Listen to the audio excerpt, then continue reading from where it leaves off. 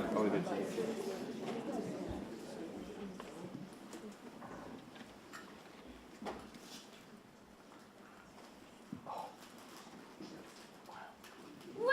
to the Sea of Tranquility, the finest lunacy restaurant this side of the Northern Hemisphere. Prepare to have your palates dazzled by the most acclaimed assortment of cuisines dedicated to our nearest celestial neighbor this side of the equator. Here is the wine list for your careful consideration. If you would be kind, I'll do it here for one moment. I shall return with tonight's special. Did you just say that Northern Hemisphere? Malheureusement, yes. To our shame. Although I have grown a thicker skin over the years, one mention of the name Un Pequeño Paso to our head chef Carla shall render nothing short of a frying pan to the jaw. It is something of a sore spot for him. The last time a critic made an unfavorable comparison to that particular Argentinian establishment. Carla could not smell so much as a whiff of chorizo for a month without going very still.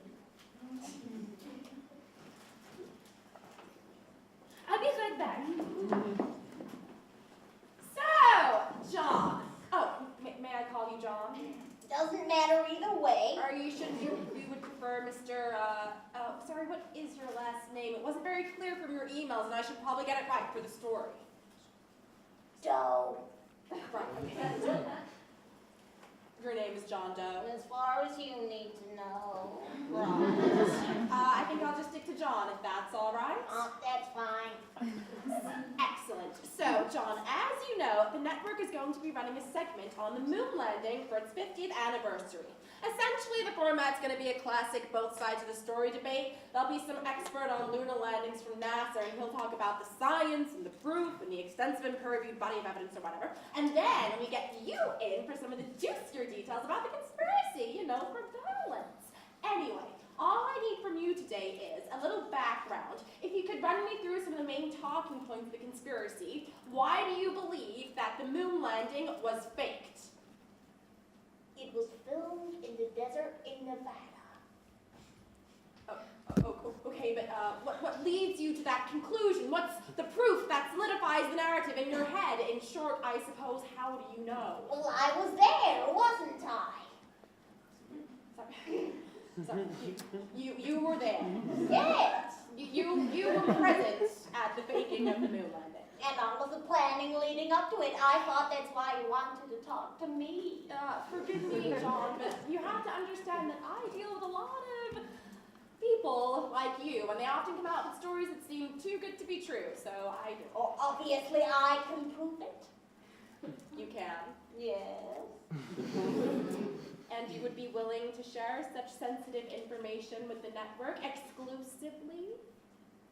Yes, but only if the story is told correctly. Well, yes, of course. May I see some of this proof?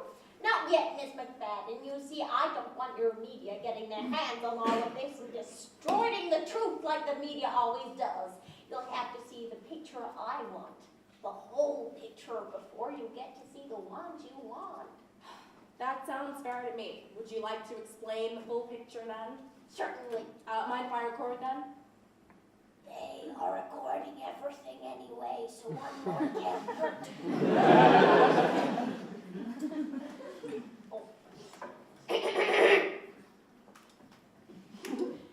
To really understand the false moon landing, we must go way back. It all began. My honest apologies for the delay. Please allow me to recite tonight's specials for you.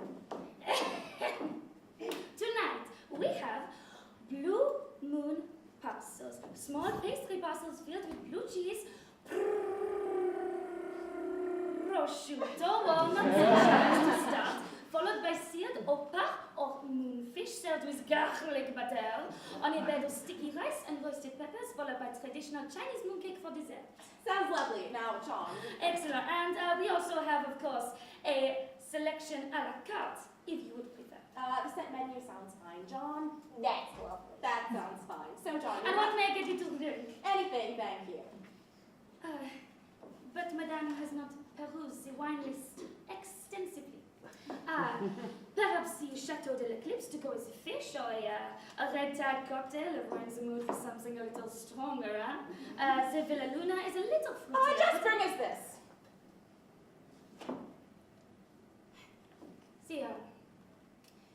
The 100% proof moonshine. Is Madame quite sure? Yes. Very well. I shall prepare the bathtub. Sorry, John.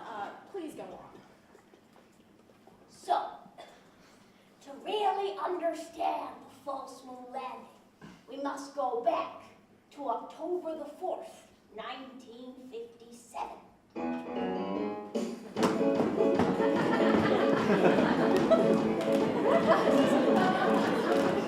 We are American people, living the American way.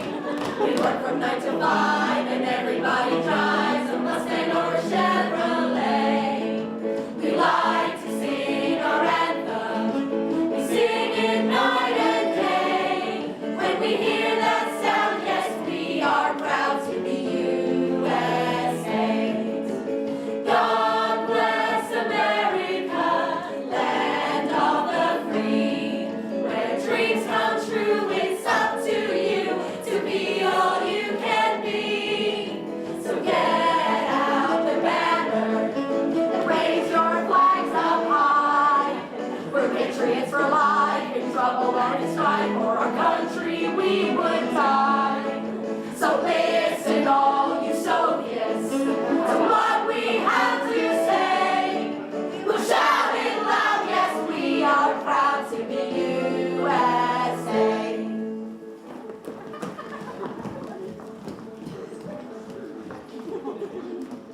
Good afternoon, Mavis. Good afternoon, Undersecretary of State, Mr. James E. Webb, sir. I have your press report for today, Friday, October 4th, 1957, sir.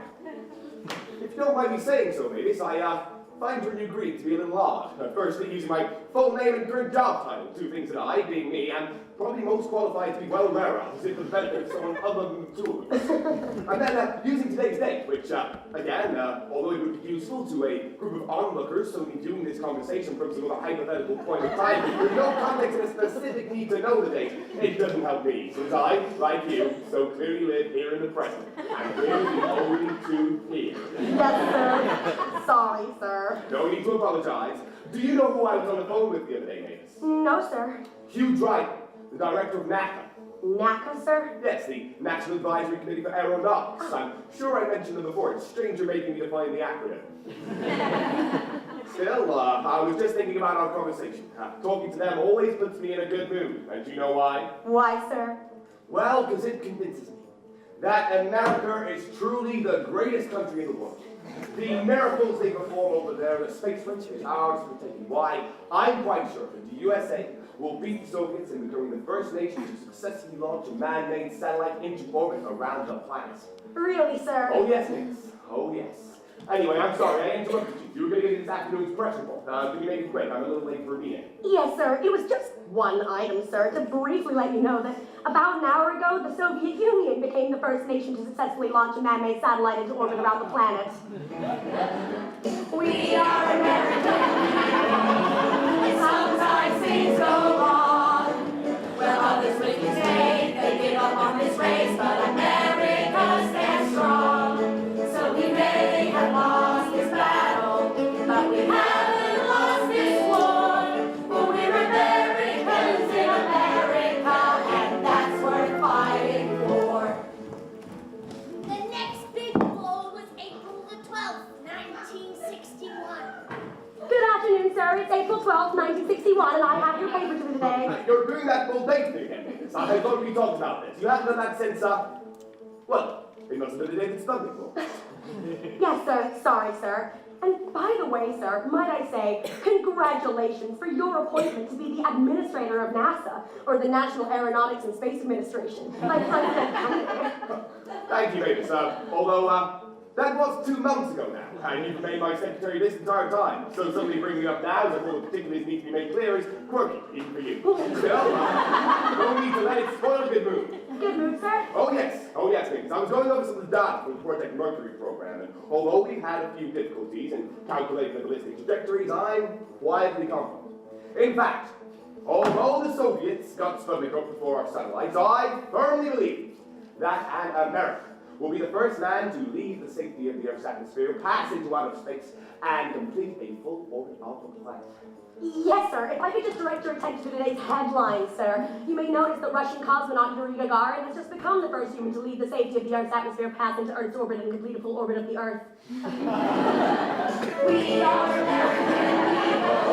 This is starting to look bad, but it's not over yet. For we may have regrets and make some people mad. So we'll stand by our country and make the Russians pay. Though our hope has cowed, yes, we're still proud to be USA. And then came January the 27th, 1967. Sir? January 27th, 1967, Will you sir. say today's full date, Mavis? Yes, sir. Every time we do a walk into my office and announce the full date, some significant event which has completely derailed America's hopes of winning the space race has occurred. Do you know that? What is that? A report that's just come in, sir. And what does it report, Mavis? An accident, sir. A fire during one of the launch rehearsal tests of the Apollo 1 mission. It killed all 3 crew members, sir.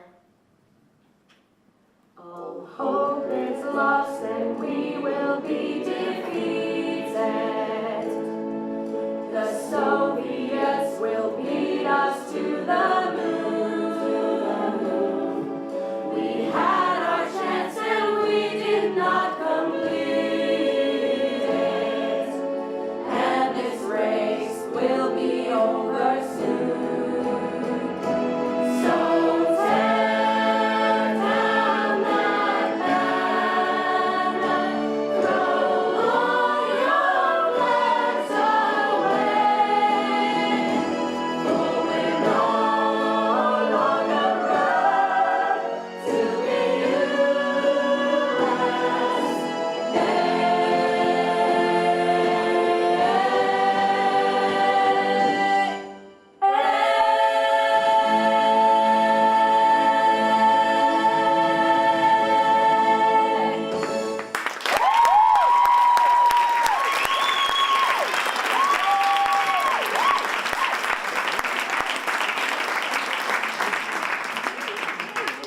If you say today's date at any point in the sentence, you're about to say you're fired, Mavis. I know today's date. I have known the date for every minute of every day for the last year. This is one of 16 calendars I have placed in every office I regularly spend time here. Both here in Washington and in every space center across the country. Even if I'm not in one of these rooms for months at a time, I have these updated daily anyway.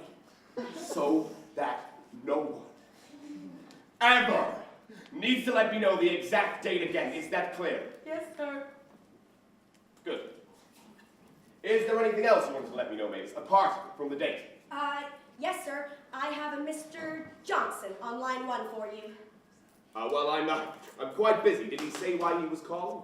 Something about the schedule for the Apollo mission? Yeah, that's what they all call that, Mavis. Did he give a location, a first name? Yes, sir. It was a Mr. Lyndon B. Sir. Hello, Mr. President. Yes, I'm sorry for the delay. I wasn't aware you were on the line until now. What can I help you with, sir? Yes, I know that progress on the space mission isn't quite as fast as you might have hoped, sir, but yes, I know this is your last term in office, sir, and I would have hoped to have got to the moon before the elections too, but these things take time. Yes, I know President Kennedy made a promise, sir, but we're really working as hard as we can. Yes, I know we need to get there before the Soviets have another. Yes, sir.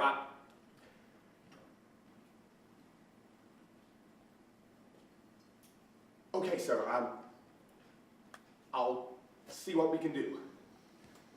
Thank you, Mr. President.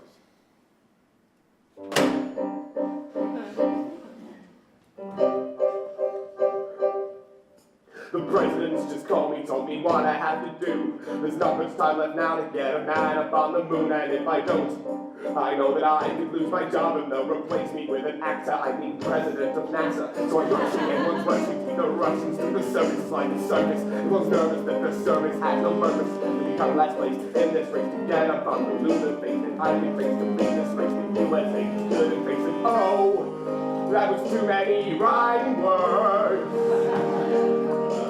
The writer was trying to be clever, but I don't think it worked. Anyway, let's get back to the song. Where was I? Oh yes, the chorus was bound to start. And I know what to do. I'll get a man up after I sing this tune. Oh, yes it's true. I won't make any mistakes. I'll do whatever it takes.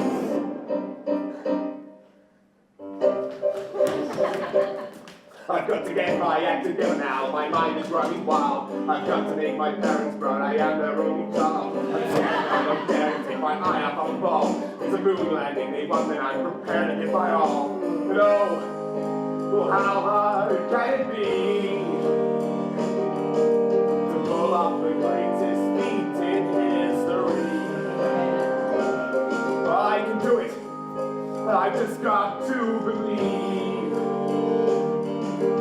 Time is now to step up and achieve. And I know what to do. I'm better man on the moon after I see this tune. Oh, yes it's true. I won't make any mistakes. I'll do whatever it takes. Now comes the part of the bridge of the song. The music slows. The tension grows. It's there to stop the beast from feeling too low. It's time to reminisce on what I've already sung. Look into what I've missed and what can be done. But there's still this dilemma taking control of me. Why can't it be as easy as they make it look on TV?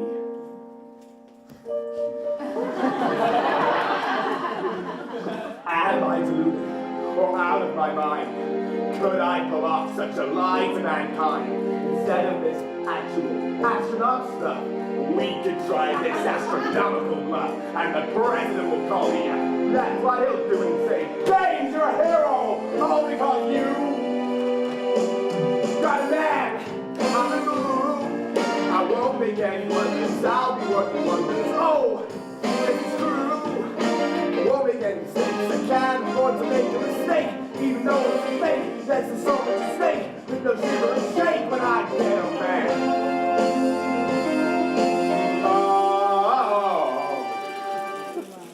The moon.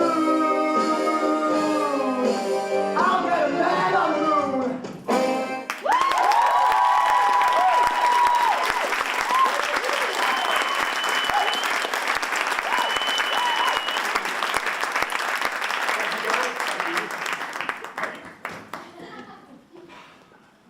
Mavis, what was the name of that new guy we just got in for public relations? Mitch something? That was Hitchin, sir. Yes, that's him. Tell him to come see me. Now, sir? As soon as humanly possible.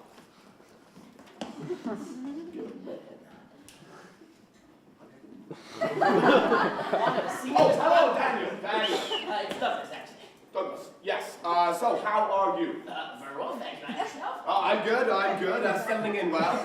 I'm finding it very enjoyable. Excellent. Must be quite a difference from your last job. I understand you were involved in making movies. Is that correct? I wouldn't exactly say that, sir. I was involved in promotion, advertising, a bit of casting here and there, but I wasn't exactly making the magic happen, if you know what I mean. Still, it must have been very exciting. Must have learned a lot. Yes, sir. I hope to learn a lot of new things working here, though, sir. Quite right. Quite right. Tell me, Douglas, are you aware of what a non-disclosure agreement is? I mean, I have an idea. essence of it is this. By signing one, for example, this one, you agree never to discuss anything written within the terms of the contract. In this case, anything that I say to you in this room, or related to the conversation we're about to have in this room, under pain of certain legal ramifications. And since this contract is made between you and the US government, ramifications so bad they can't be specifically put down in writing, but which I can assure you are very, very unpleasant. Okay. Sign it. Excellent. Now, everything we now discuss is of the highest level of confidentiality, not to be discussed with anyone unless you have my express permission. Is that clear? Yes, sir. Good. Douglas, I want you to cast, stage, and direct a realistic false moon landing to convince the world that we beat the USSR to the moon. Pardon me, sir? Is there a problem? No, it's just I thought you just asked me to stage, cast, and direct a realistic false moon landing to convince the world we beat the USSR to the moon. That's about the long and short of it, yes. Is there a problem? I mean, I have a few questions. Of course. This is a very complex matter, influenced by a huge number of social, political, and economic factors that perhaps even the world's smartest minds would struggle to understand. So, I'm going to explain it to you as effectively as possible in the form of a song. Sir, that's really not Hit it!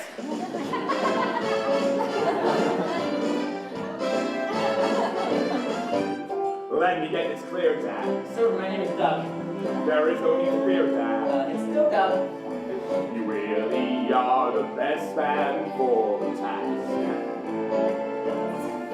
Your experience in the media is really why I need ya. Any questions, all you gotta do is ask. But don't worry about a thing, 'cause everything will turn out just fine. And if it doesn't, it's my job on the line. Let me get this clear, sir. I find it hard to hear, sir. You want to stage a mission to the moon. To my understanding, the faking of a landing seems almost impossible to do. Trying to convince the world we've done something we not. It seems too much of a long shot. A lie like this is just immoral and untrue. Well, don't think of it as a lie, Dad. More a bending of the truth. I'm sorry, sir, but I just don't think I can. This crazy plan is too much for me. Forgive me. I must not have been clear. Don't risk the consequences. They're severe. These orders came from POTUS, and he stands by what he said. If you refuse, then you might end up. Let me get this clear. I think I'll reconsider. Oh, there is no need to fear, Doug. I'll stand up and deliver. I think that I'm the best man for the task. Your experience in the media I've got a lot of contacts. is really why I need you. I'll write up some more contracts. Any questions, all you gotta do is ask. I'm glad we're seeing eye to eye. Our vision is the same. So together, we'll win this game.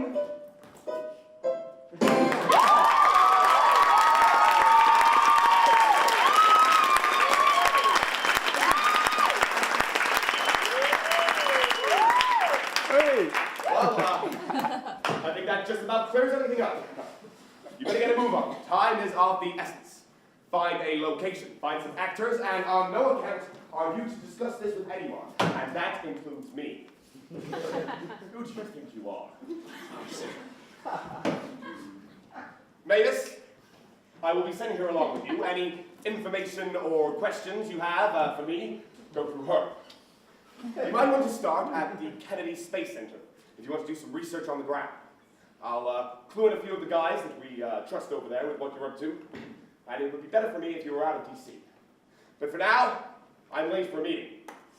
Goodbye, Mr. Hutchins. It's Hitchens, sir. If you say so. Well, Mr. Webb has informed me of everything, and I'm ready to help in whatever way I can. Thank you, Mavis. So, any idea of what we should... This is a disaster, Mavis. Yes, Mr. Hitchens. No. Call me Doc. There's no point in standing on formality now.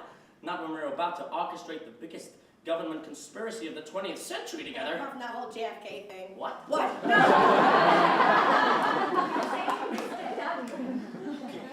So time is of the essence. We need to get started. The first thing we need is actors. Well, I'm sure you have a lot of contacts from your years in the industry. Maybe that's a good place to start. A great idea, Mavis. Could I use that phone? Sure, go ahead.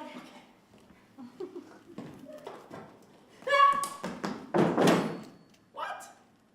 The difficulty with calling up a Hollywood actress agent, tell them we'd like them for a role, and that that role is to be an astronaut in order to convince the whole world into believing a lie, and they can never tell anyone about it for the rest of their lives. It's just occurred to me. Oh, yeah, you're right. You think we could meet them in person? Mr. Webb has given me a very generous budget and authorized me any spending I deem to be prudent. We could swear the actors to secrecy as a condition of their paycheck. No, that won't work. If I know actors, and I do, the one thing they'll take over money is attention. They love the limelight. It's like a drug to them. They'll happily push aside any others, even those they share the fame with, just for one moment to be noticed more than anyone else. Sometimes they'll talk loudly and over-dramatically, even when the lines have no real significance to the plot. Often they'll even bribe the lighting technician, just for 1 more second of the love that they can only find on the stage. Oh, the humanity!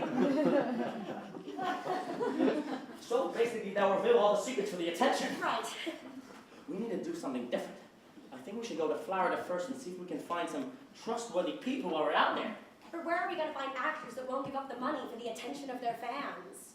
It would have to be from somewhere where they never get any attention anyway, so they'll take the money because that's all they can get. People who are so desperate for work just so they can afford to buy food. People who are okay with the deception that we're trying to do. So where do we find actors who are so underappreciated that they don't even have fans who care they have a big secret? So desperate for work that they'll do any kind of acting, no matter how morally dubious. They need money so badly that they'll give in to our every demand. Independent musical theater!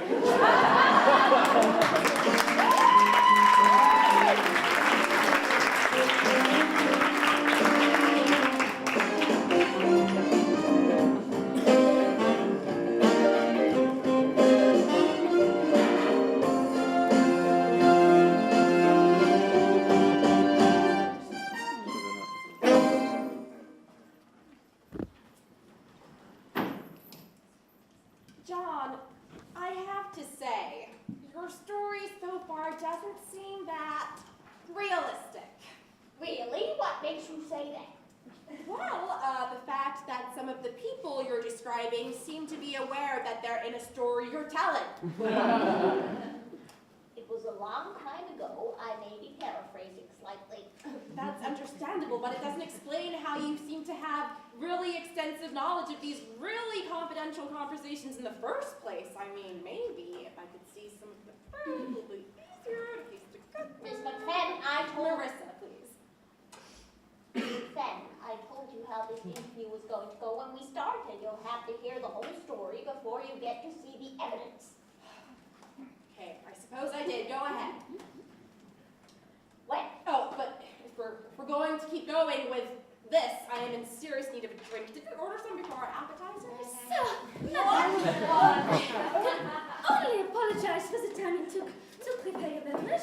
There was an incident with the distillery system, which resulted in a small but reasonably serious explosion. However, the fire has been contained, Carlo has been coaxed out from under the sink, so I am able to present to you the Sea of Tranquility's famous 100% proof moonshine. If I could just have your glasses. What is that? It's what Madame ordered. The 100% proof ethanol-based moonshine exclusive to our establishment. Oh, no. We're not drinking that. It would almost certainly kill us on the spot. But it is what Madame ordered. I understand from some of the Yelp reviews and paramedics reports that it's been proved a little strong in the past. However, Carlo has told me that he has found the perfect balance of ingredients this time, and if it is the distribution system that has Madame concerned, I can assure you every precaution has been taken.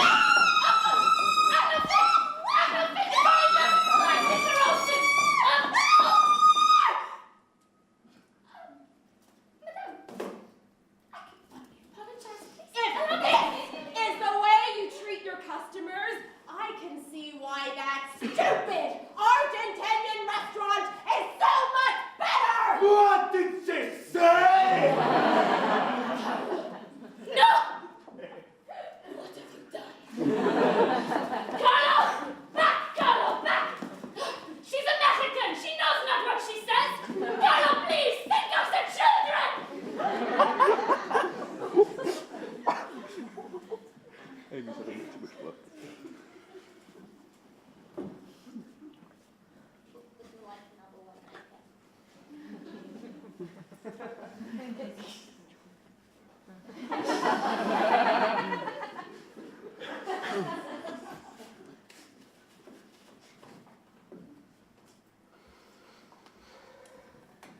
So,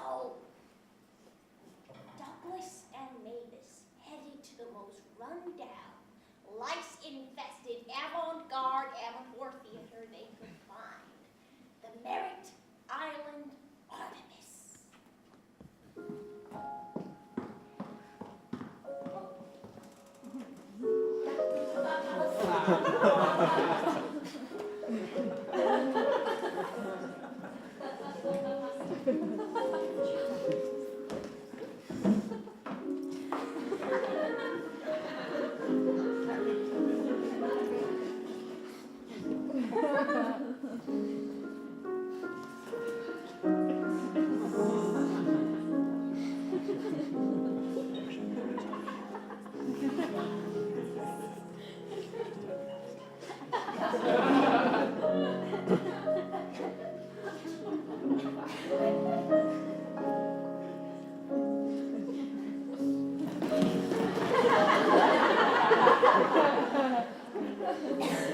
Hello, little baby children of humanity are.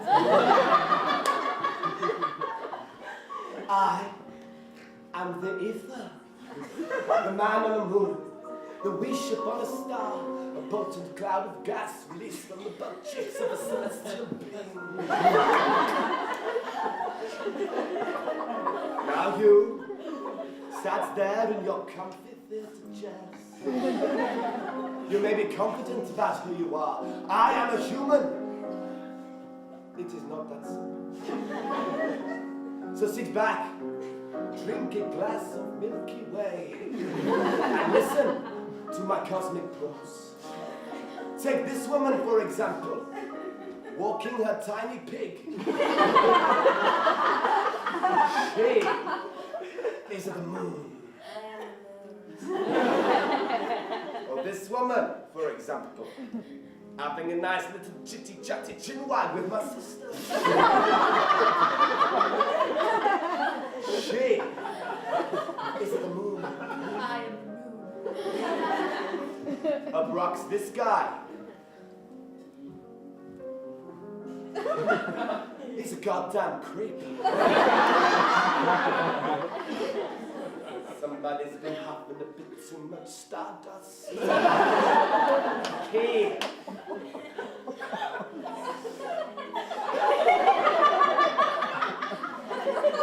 is the moon.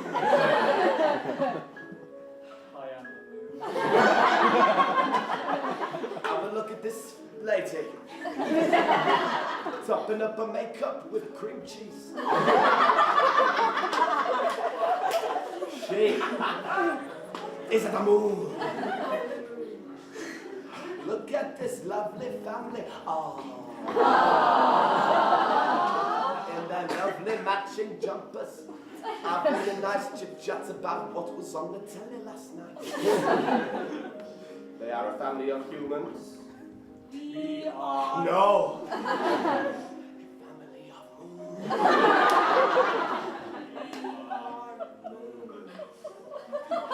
They are We are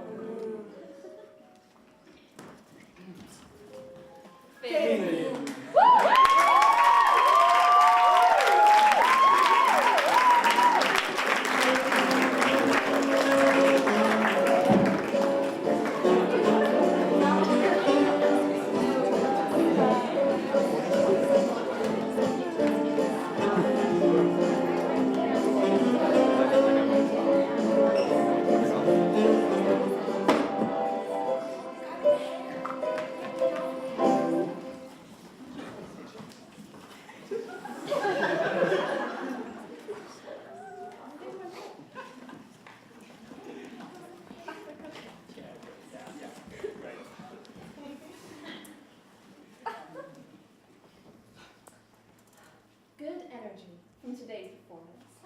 I thought you guys really hit the vibe today, really got to the meat of the piece. There was a wonderfully playful and fresh dynamic in Joel's performance in a scene that was just 8 solid minutes of guttural screaming. Thank you. Good improv from Katie when that audience member refused to accept the gift of an egg as a representation of his experience with puberty. Great idea to just crack it and start weeping. Snaps for Katie. I loved what you did with Hamlet's soliloquy, but backwards and in Yiddish. Now, we have one or two notes. First, Charlie, darling, do we have the review? We certainly do, we certainly do. Vince Von Mond's new play, come musical, come trombone solo, come gallery piece, come dance piece. Who Weeps for the Man in the Moon, an autobiographical look at why my daddy left me. Yes? Bad.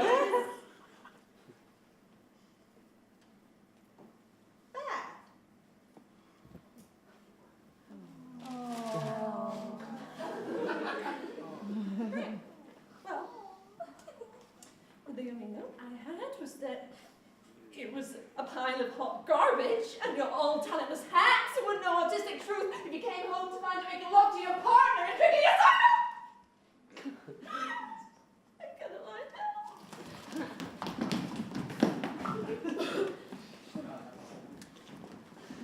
Well, I thought it went pretty well today. The audience seemed quite high energy. Yeah, they were high energy for half-decomposed roadkill stand. If those were living, breathing people out there, they should seek urgent medical attention. But still, the show's popular enough, and with this on a resume, we can go on to bigger and better things. Yeah, I've heard of more popular serial killers. Well, are you just a real sunshine today? I'm sorry. I'm just tired of doing the same old crap with the same hack directors, you know? I mean, there must be something more worthwhile that we could be doing than this. Hey! Hey, brother! Hello. Nice job on the trombone part today. So convincing. Thanks, Dan. You almost ready, Violet? Yeah, just packed up and I checked the time for the movie. We still got time to grab some food if you want to see it. You're going to the movie theater. Yeah, we were gonna see Rosemary's Baby, but someone, it's Joe, can't see a horror film without his mommy holding his hand. So we're gonna see 2001: Space Odyssey for the 3rd time. Hey, that film is an instant classic. If you don't want to see it again, Vi, I'm more than happy to drive you home. No, I'm super interested in mystical space babies, like really scientifically accurate. And you know what? I can now speak in unison with all those lines that I've learned. So what are you doing tonight, Stan? Just thinking of typing some more resumes out to mail to casting directors. Sounds good. Hoping to get something a bit more experimental. Okay. So I'm just gonna swing by the printing place to get more copies of my headshots on the way home. And then what are you doing? Probably just get back to my training. Oh. I've been practicing hard, and I don't think it's a stretch to say I'm very close to mastering the ancient art of flower arranging.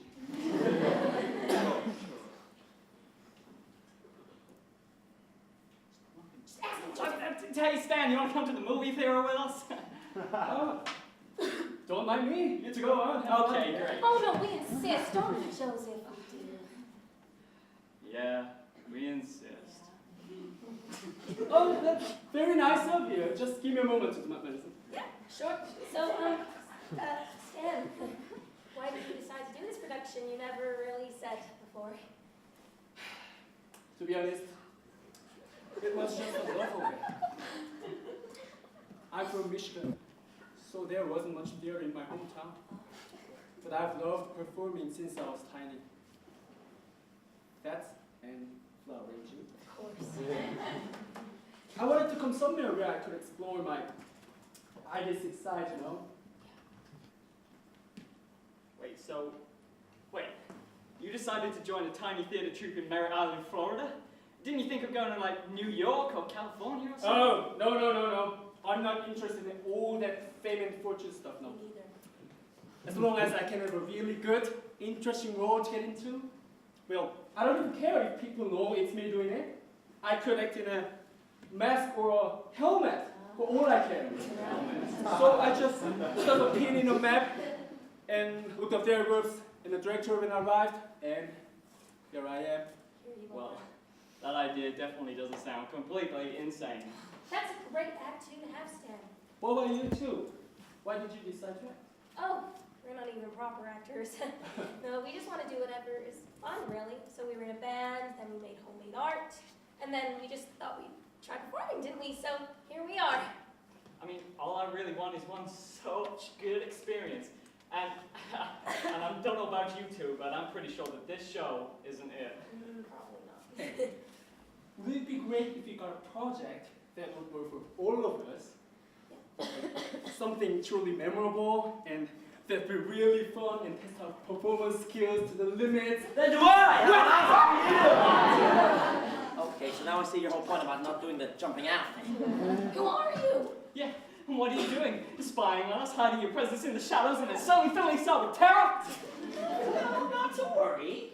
We work for the U.S. government. Oh, well that makes sense then.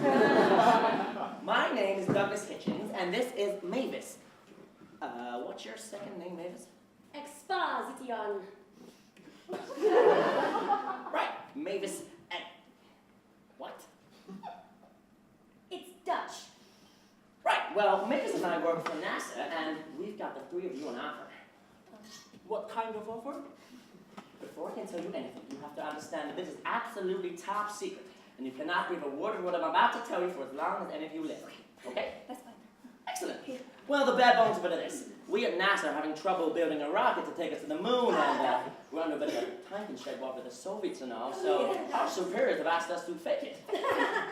Just a minute, Mavis. So we need actors to be our astronauts, and I couldn't help overhearing that the three of you are looking for roles that are about the, the amazing experience, and less about, anyone in the world finding out about it. So you seem like perfect choices. Can you just... So what do you say? Are you prepared to assist us in making history? You can say no, of course, provided you don't say a word to me. Just talk about that! What? Okay. Remember when you were in Mr. Webb's office and he got you to sign a tiny little cute non-disclosure agreement? Yep. Well, he gave me a whole stack of them so that we could have anybody that we told about the plot to fake the moon landing, so we were legally protected against them saying anything. Those documents are here. And as you can see, have not been signed by any of those actors. And as you mentioned, our employer is the U.S. government. Oh dear. Oh dear. What do you guys think? It sounds insane. I think it sounds brilliant. You must admit, it sounds like an amazing experience. I don't know, don't you think it just sounds a bit unethical? Lying to the world about something that big? It would be for good cause. And it would be certainly more worthwhile than the show, just like you said. Exactly. So you find yourself moaning about this production, and we'll find something new to constantly moan about. Well, I still don't know. Please, Joe. All right, let's do it. Yes! We do it! Oh, excellent! Marvelous! Please on here, immediately.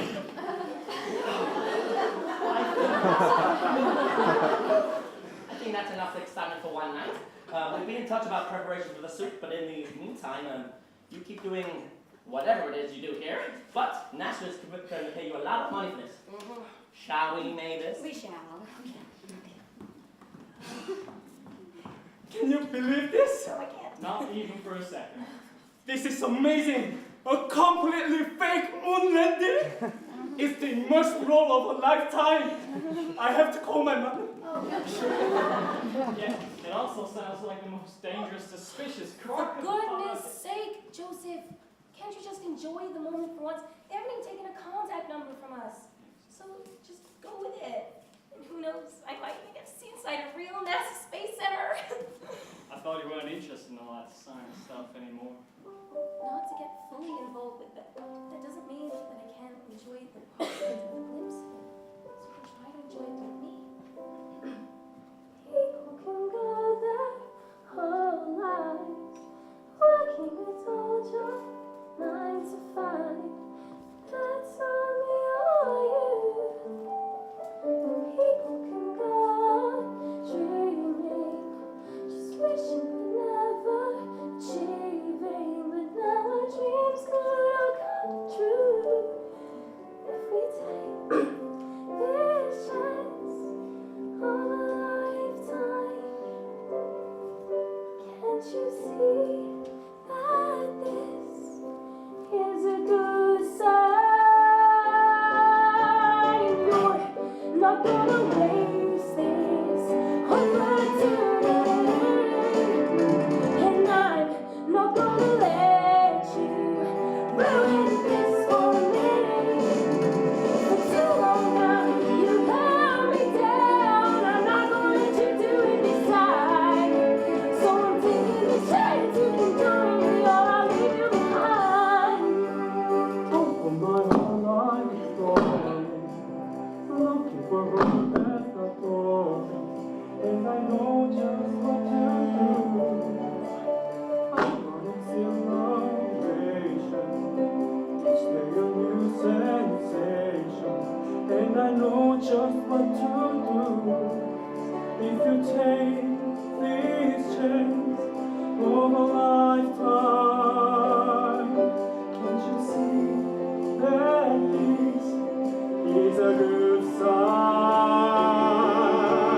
No, not gonna waste this opportunity, and I'm not gonna let you ruin this for me.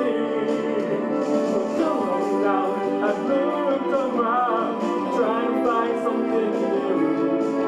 So I'm taking this chance, and I'm doing everything that you should do.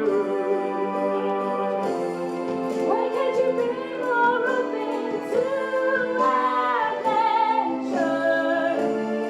Come on, Joe, let's have some fun. I have this one shot, so I'm giving it all I got. I won't give it up for anyone.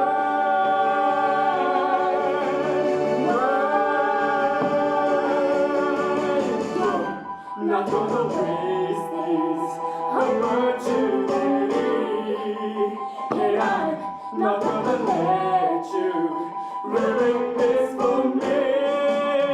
For too long now, I've been afraid to try something new. So I'm taking this chance, and you should too. So I'm taking this chance, so I'm taking this chance, and we'll dream without you.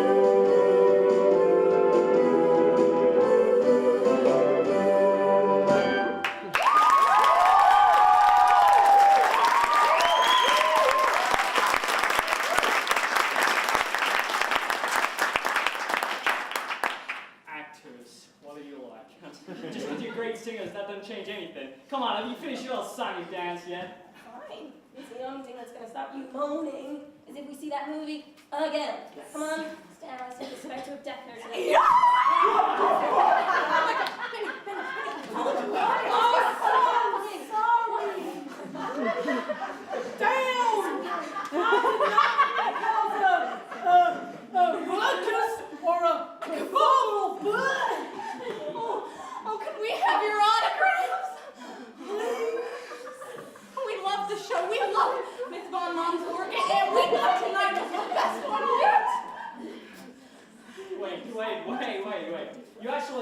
the show. Liked it?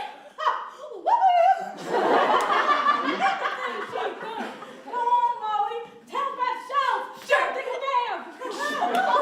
We started off in Kansas. Oh, we loved it there. And then we moved to Oklahoma to see the premiere of Fingers. And then, oh, Benny, did you remember how much we loved the goat who pretended to be a man, who pretended to be a boy? It all sounds lovely. We'll be happy to sign, no problem. Oh, it's... Okay.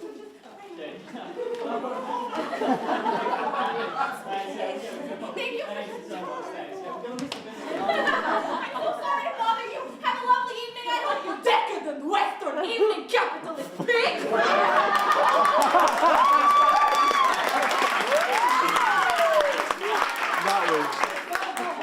No bounds, Agent Y. It would seem not Agent X. I told you, disguising ourselves as uber fans of badly written musical theater would be a surefire way to gain state secrets integral to the inner workings of the American state. But it has been hard work these past 13 years.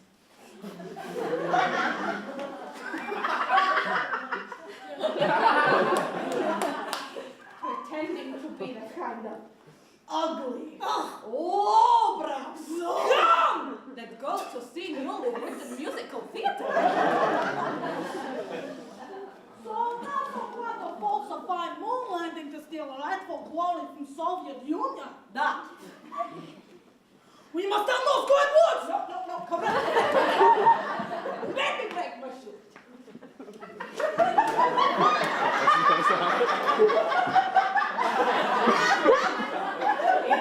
If we manage to get the intelligence back to Russia in time, it may not be enough to cripple the American government. Best we can do is accuse them of faking the moon landing after they've already faked it. But will anyone in the West believe us when they're being fed suspected propaganda of American lies? Or worse, if we threaten them with the knowledge, they may just cancel the entire project, and then we will look like idiots. I see your point. But what are we going to do? Better place. We wait for them to film the fake moon landing. Done. Then we collect the evidence of the fake moon landing. Done. Then we expose it. They'll be humiliated on a global scale, and no one will ever be able to doubt the might of the Soviet Union. Brilliant, Conrad! But what do we do now, huh? What do we really continue to watch the lowest of entertainment forms? No. No, Conrad, I cannot stand another second of this nonsense. Have you noticed how anytime they introduce a villain, he's of a different nationality or background to the rest of the media, represented as a freakish caricature of a very specific culture with a ridiculous look, a ridiculous accent, stupido, and no realistic motivation for the crime. No, Conrad, no. We will take up new positions. Okay. And bide our time until we can infiltrate NASA, expose the American scam, and render capitalism obsolete forever!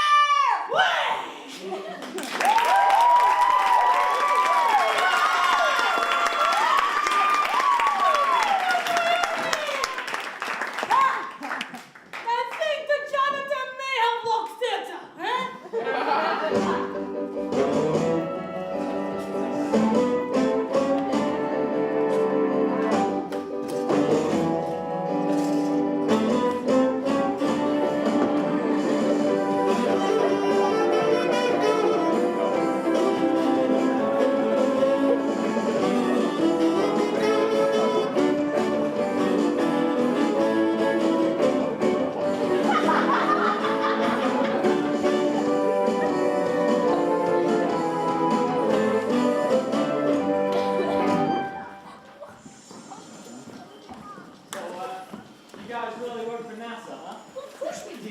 Why would you think otherwise? Oh my God. This is amazing. Stan, look at that. Please accept our apologies for not contacting you sooner. Government agencies tend to come under a lot of scrutiny during elections. elections, and we didn't want our little project getting any undue attention. So we have the initial go-ahead for the preparations here at the Kennedy Space Center, and we'll begin production after Nixon is inaugurated. And that's why we've invited you here today. We figure if we're going to pull this off, we need our fake astronauts to have real knowledge of how NASA prepares for its launches. So we're going to take you through some of the tests you would normally be submitted to. We have some of the props and set guys working here in utmost secrecy, whilst we scout for a location that can emulate the moon's surface. We'll catch up with them later. Right, this might sound like a stupid question, but no one's going to be able to see our faces when we're filming, are they? That's right. You'll all be wearing spacesuits and be registered as NASA astronauts. That's part of the reason we felt comfortable hiring Violet as well. No one will know that she's not a man. Right, okay. Well, the thing is, if no one's going to be able to see our faces when we're filming, and we have to go through the same procedures the NASA astronauts have to go through, then why didn't you just hire astronauts to do it instead of getting us actors to do it? Have you ever met an astronaut, Joseph? Stan? No, I don't think I have. My uncle was a shoemaker. Well, I've met a lot of them. And let me tell you, they cannot sell monumental historic significance for love nor money. They might be good with the science and the numbers and whatnot, but when it comes to giving a convincing line reading, they're nothing but nerds with pilot's licenses. We here are putting on a show for the world, and if we're gonna put on a show, it's gonna be a damn good one. Actors are the real heroes, not astronauts. And it's about time that that they get the appreciation and place in U.S. history they deserve. Just forget I ever asked, okay? Shall we get on with the tests? Stan, you'll be first, and our intern will be taking your test today. So I have to take this test even though I'm not really going to learn. It's just a precaution to make you appear more knowledgeable about NASA's process. We'll be working off a script for the actual filming, but if you ever need to ad-lib or ask something by someone who doesn't know about the thinking, it really helps to be prepared.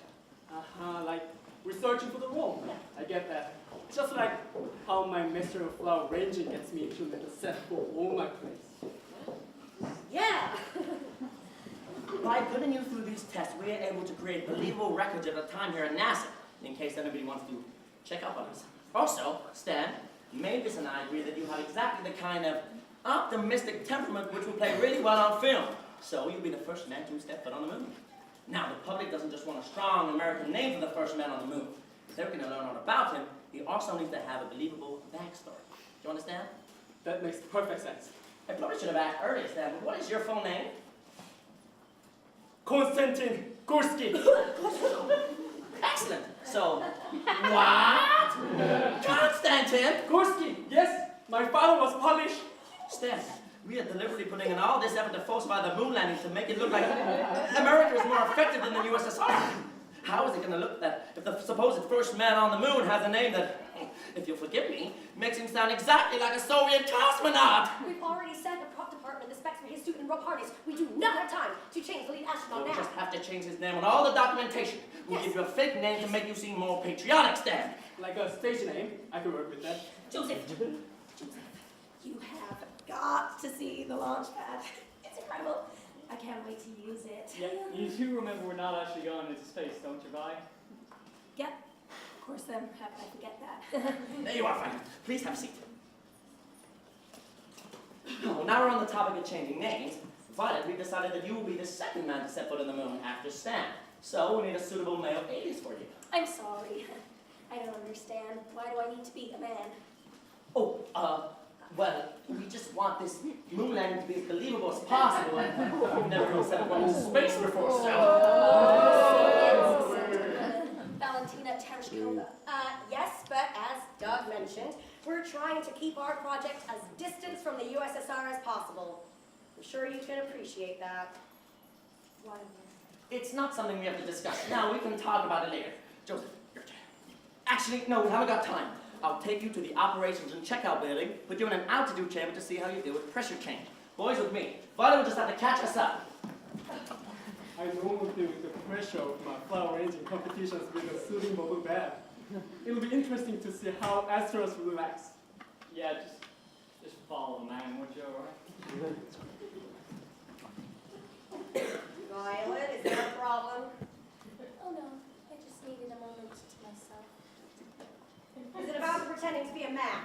know it must be quite No, frustrating, no, but... no. I'm not so bothered about that. Well, actually I am. Because it's particularly necessary, there should be no discussion at all about women being first on the moon. But that's not the only reason that I'm bothered. It's just reminded me of some stuff from my childhood. Oh, that sounds very personal. I'll leave you to it. I can get you a cup of coffee to make you feel better. It's just that being asked to pretend to be something I'm not, particularly when it's for science, it's just brought up a lot of stuff in me, you know? Oh, you really don't have to. It's none of my business. Mavis. I don't tell anyone this. But when I was little, I wanted to be a scientist. Okay, I guess we're discussing it. And not just like little kids want to be firefighters or padders or administrative accountants when they get older, no. I spent my whole time pretending that I was a chemist. I convinced my mom to give my brother extra money for science books when he, by Tinstown, spent all his money on Elvis LPs. I even used to conduct my own experiments in the backyard. You know, I still think there's a patch of grass in the lower back, so I tried to make my own beaker on kitchen bleach. I even wore an old pharmacist's coat that my local drugstore was throwing out and pretended that my mom's sunglasses were lab goggles. I was just convinced that was going to be my career. Man, I do not talk about this stuff with anyone. Yes, I can tell you're deeply private. Can I get you anything? Cocoa, a therapist. Then when I was about 15, my mom put a stop to it. She told me that being a chemist was no career for someone like me and I should find a more appropriate life for myself. Oh, I see. Your mother didn't want you to be a scientist because you were a girl. What? No! My mom was like a proto-hippie. She thought that women should be able to do whatever they wanted and no man could tell her otherwise. For her, science was too like working for the man. Why do you think I'm going around doing as many weird creative jobs for no money as possible? For my mom. I'm the star of the family. My poor brother's a proper one. She won't even talk to me at Thanksgiving. I see. Anyway, it's been a long time since I thought about all that anyway. It's just that being asked to be involved in the biggest scientific step of our lifetime, and pretend to be something I'm not, well, it's just reminded me of giving it all up. Anyway, it's worked out for the best, because if I become a scientist, then I would have never met Joseph, so there's always a silver lining, isn't there? And, Joseph knows about your ambitions? Yeah. I told him when we first started dating, and several times since then, actually. But he doesn't really get it. He's never had the ambition to do anything.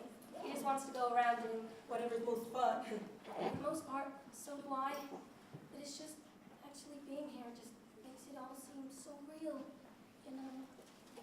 Well, I can probably convince Doug to make your character a little closer to your personality.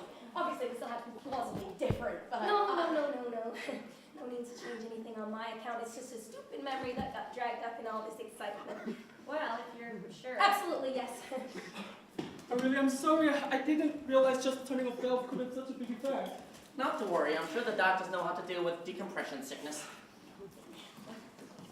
Okay, so the costumes have been delivered to the wrong address. Okay, We also have to fire the lighting guy.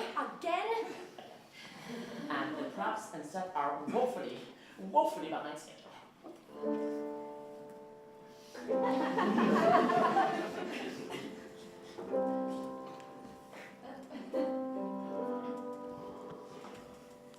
I'm in over my head, how will I do this?